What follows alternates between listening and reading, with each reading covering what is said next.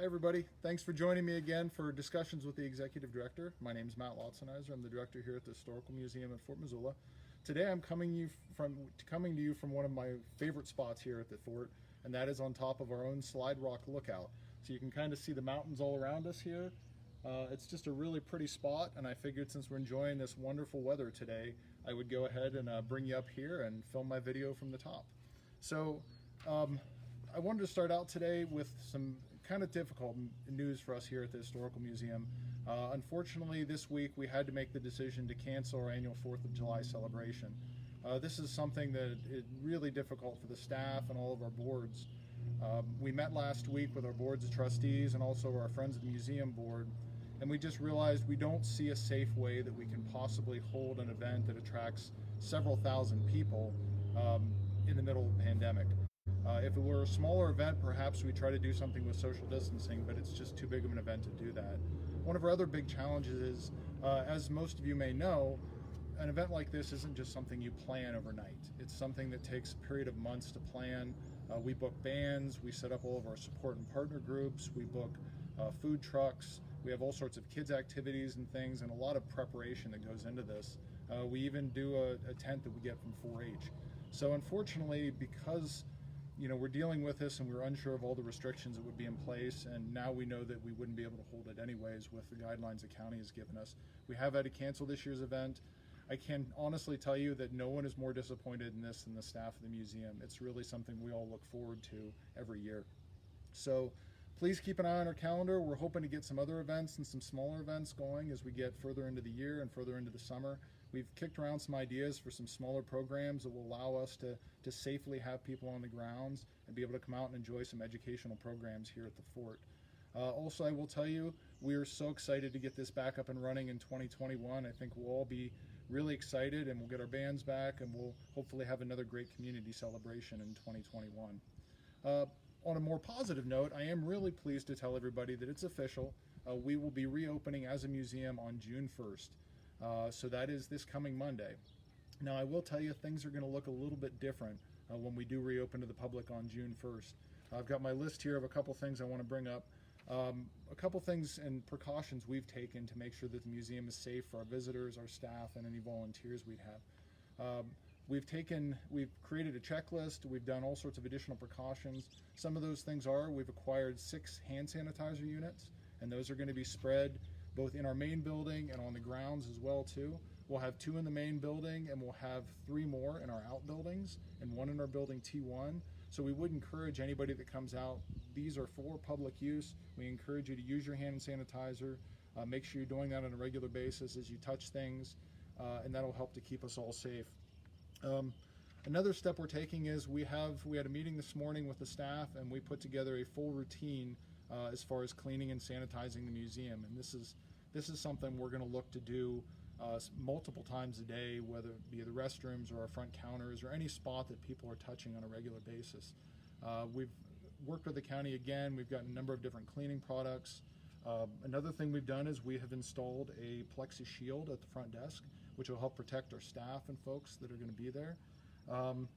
We've also installed traffic patterns in our museum, and for those of you who have visited before, you know that our galleries are kind of tight. It's a smaller space, so we felt the best way to approach this was to put some arrows on the floor directing our visitors so that they get a chance to walk through the galleries and there's not a lot of crossing, so people can walk through in one direction and stay safe as they do so.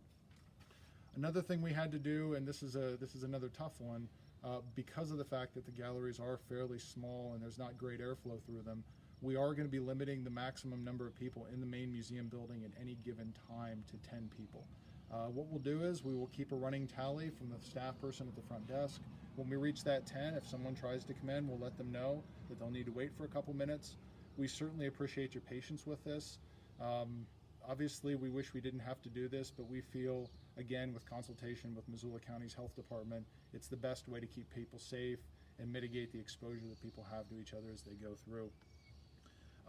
One thing we would ask, we kindly ask that anyone who visits the museum would please wear a mask.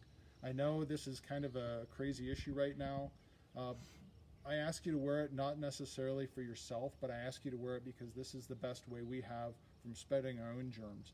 I will tell you that all of the staff and anyone that's in a common area, whether it be in the office or downstairs in the main galleries or at the front desk, all of the staff will be wearing masks.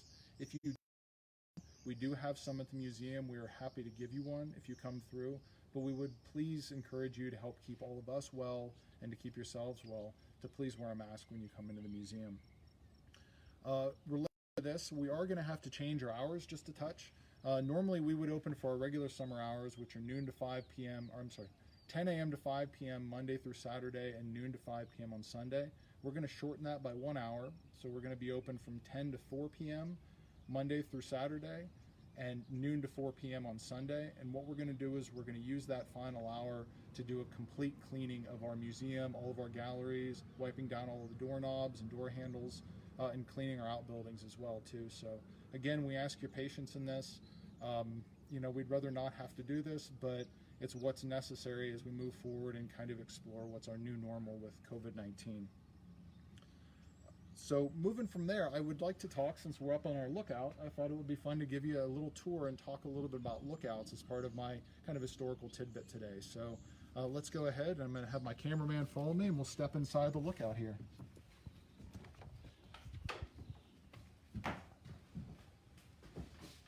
So the lookout we're in today is the Sliderock Mountain Lookout. And Sliderock Mountain was originally located about 40 miles southeast of Missoula. And this would have served as an actual fire lookout, and it was in operation through 1983. And in 1983, with the assistance of the Society of American Foresters, we were able to disassemble the lookout and move it here to Fort Missoula. And we actually constructed at the time a small mound, which we lovingly refer to as Little Sliderock Mountain, which we were able to assemble the lookout tower on. Now, lookout towers, these didn't always exist, of course. Prior to roughly about 1910, a lot of what the Forest Service used to try to document fires and get them noticed so they could be put out sooner were things like crow's nests and tents and those kind of things. But in 1910, Montana and actually the Northwest experienced one of the worst fire years in history. There were over 1,700 fires that broke out between roughly Glacier National Park and Spokane, Washington. In response to this, the Forest Service decided they needed to have a much better system for detecting fires. So they started building these fire lookouts. This one is what's referred to as an L4 lookout. It is a 14 by 14 cabin that's established on top of a platform. And you can see, as we kind of look around, you can see this would have been a live-in lookout. Folks would have actually slept here, and during the summer months, during fire season, there would have been somebody here at all times. As we walk over here, you can kind of see some of the other things that we have here. There would have been a work table, maybe a radio. Of course, there's some books up top and some canned goods, a couple cupboards for storage. One of the other things the lookouts were equipped with was a stove. And this was important, obviously. Even during the summertime, the evenings and night times can get pretty cold here in Montana. So it was important to have a source of heat up here. In the middle is what's called an alidade. And this was a fire location device. It was actually either an alidade or an Osborne fire locating device. And one of the training that the folks that were working in the lookouts would have is they would learn how to properly locate the coordinates of a fire using the equipment you see right here. So this would have been an incredibly important tool for them at that time. One other thing I want to show you, and I guess I'm going to go back here to my roots. My previous museum was the J.E. Reeves Victorian Home in Dover, Ohio. And the Reeves Victorian Home, the patriarch of the home was Jeremiah Reeves, who owned a steel mill in town. And one of the things the mill made, and it was in operation through the 1970s, was they would make trash cans and things like that. So one of the neat surprises I found when I first started working here at the Historical Museum was a Reeves trash can. So for all my folks back in Dover and back in Ohio, it's pretty neat to kind of have this connection. Even when I'm all the way out here in Montana, I can still remember that first museum. So it makes me smile every time I come out here and see that here in the room. So yes, your products made it all the way to a fire lookout in western Montana.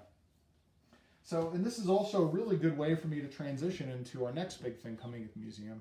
When we open on June 1st, we're incredibly excited to bring you a brand new exhibit in our North Gallery entitled Fire Call. It's a history of backcountry communications.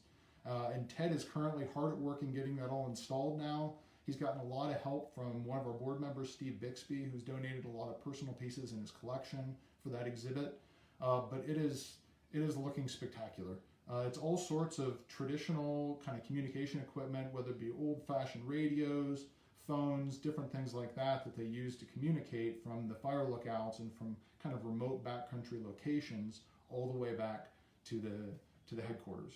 So that is currently going up. There's things. One of the features is a window that looks out, so it appears as if you're looking out from a fire lookout onto the mountains, which is spectacularly cool. There's also a recreation of a Forest Service office that's there that really will make you feel like you've stepped into a different space. So as always, I'm so fortunate to work with the great people I do that put together fabulous exhibits here, and we're also fortunate to live in such a beautiful place that has these really rich stories about our history and American history. So please make the effort. Come out and see us once we're open on June 1st. I'm really excited to show you the new fire call exhibit. And of course, the grounds are always open. Come out, and the buildings will be open effective Monday as well too, so you can come out and actually go into some of the buildings and even come up to check out the lookout that we're standing in now. So thanks again for tuning in. I really appreciate it. And I think our next scheduled one, we're probably going to go, since we are reopening, to about a 2-week schedule. So it might be 2 weeks till I do the next one of these. But I do intend to keep doing them here for a while. So hopefully I'll see everybody in 2 weeks. Thanks, and have a great week.